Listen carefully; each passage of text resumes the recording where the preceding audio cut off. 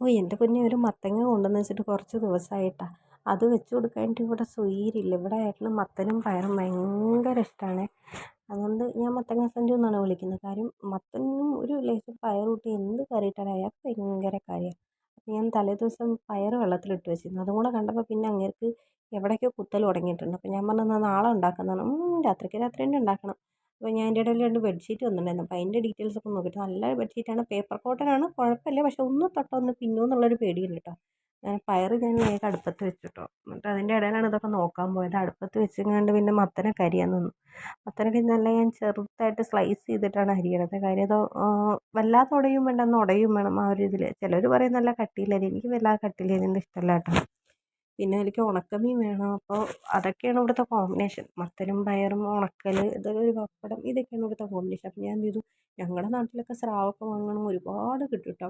ഇത് 30 രൂപയ്ക്ക് 40 രൂപയ്ക്ക് വാങ്ങിക്കുന്ന പാക്കറ്റ് കാണുമ്പോൾ തന്നെ എനിക്ക് സങ്കടം വരും. ഞാനൊക്കെ എത്രത്തോളം മീൻ കഴിച്ചിരുന്ന ഒരാളാണ് ദൈവമേ.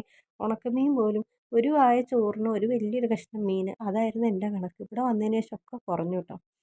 പിന്നെ ഞാൻ അതിലേക്കുള്ള അരപ്പ് റെഡിയാക്കാൻ പോയി. പയറ് വെന്തതിന് ശേഷം ഞാൻ ചട്ടിയിലിട്ടാണ് വേവിക്കുക. അത് വെന്തതിന് ശേഷം ഞാൻ വേഗം മത്തനും ഇട്ടിട്ട് അരപ്പിനുള്ള റെഡിയാക്കാൻ പോയിട്ടോ. എനിക്കെന്താ ജീരകം, പിന്നെന്താ ഉള്ളി, തേങ്ങ പിന്നെ ചിരകാൻ ചിരവില്ലാത്തതിനെ കൊണ്ട് ഞാൻ കഷ്ണം മുറിച്ചിടുക ചെയ്യുക കേട്ടോ. അത് മുറിച്ചിട്ടുങ്ങാണ്ട് വേഗം അരച്ചു കൊണ്ടുവന്ന് വേഗം അത് മസാലയൊക്കെ കൂട്ടി, മസാലയല്ല അരപ്പ് കൂട്ടിക്കാണ്ട് പിന്നെ വേഗം വറവിട്ട്. എന്നും ഉണക്കമുളക് ഇടാൻ ലേറ്റ് ആവും. എനിക്കാണെങ്കിൽ കറികളിലൊക്കെ ഉണക്കമുളക് ഭയങ്കര ഇഷ്ടമാണ്. അതിന് വേണ്ടി മാത്രം വാങ്ങി വെച്ചതാണ്. പിന്നെ 2 ഇട്ടുള്ളൂ. നല്ല എരിവുള്ള സാധനം, ചിലപ്പോൾ അണ്ടകളാഹം വരെ പൊള്ളിപ്പോവും. അതുകൊണ്ട് ഞാൻ കുറച്ച് വേഗം എടുത്ത് വറവിട്ടു. 2 മുളക് ഇട്ടിട്ട് വേഗം വറവിട്ടു കേട്ടോ. അതിന് ശേഷം ആ ചട്ടിയിൽ തന്നെ പപ്പടം കാച്ചണം. പപ്പടം എന്നത്തെ പോലെ 5 കാച്ചി 2 എനിക്ക്, ബാക്കി 3 വെച്ച് ഞങ്ങൾ ചോറുണ്ണു. എന്തുകൊണ്ടാണെന്നറിയില്ല, പപ്പടത്തിൻ്റെ വീക്ക്നെസ് ഇനിയും മാറിയിട്ടില്ല. പിന്നെ കുറച്ച് ഉണക്കൽ അപ്പം തന്നെ വേഗം മുളകൊക്കെ തിരുമ്മി വെച്ചിരുന്നുണ്ട്. ഒന്ന് കഴുകിയിട്ട്. കാര്യം ഒരുപാട് നേരം വെള്ളത്തിലിട്ട് കഴിഞ്ഞ് കഴിഞ്ഞാൽ അത് നല്ല ഉപ്പൊക്കെ അങ്ങ് പോയിട്ട് പിന്നെ ഒരു ടേസ്റ്റ് ഇല്ലാത്ത വിധത്തിലാവും. അപ്പോൾ പിന്നെ ഞാൻ എന്ത് ചെയ്തു, കുറച്ച് നേരം ഇട്ടുങ്ങാണ്ട് വേഗം ഒന്ന് കഴുകിയെടുത്ത്. അതിലെന്തോ ഒരു കളർ ചേഞ്ച് വരാമെന്നുണ്ട്. പാക്കറ്റിൽ ഇരുന്നുകൊണ്ടാണോ എന്താ അറിയില്ല. എന്നിട്ട് ഞാൻ വേഗം മുളക് പൊടിയും മഞ്ഞൾപ്പൊടിയും തിരുമ്മിയാണ്ട് വേഗം വറക്കാൻ ഇട്ടു കേട്ടോ.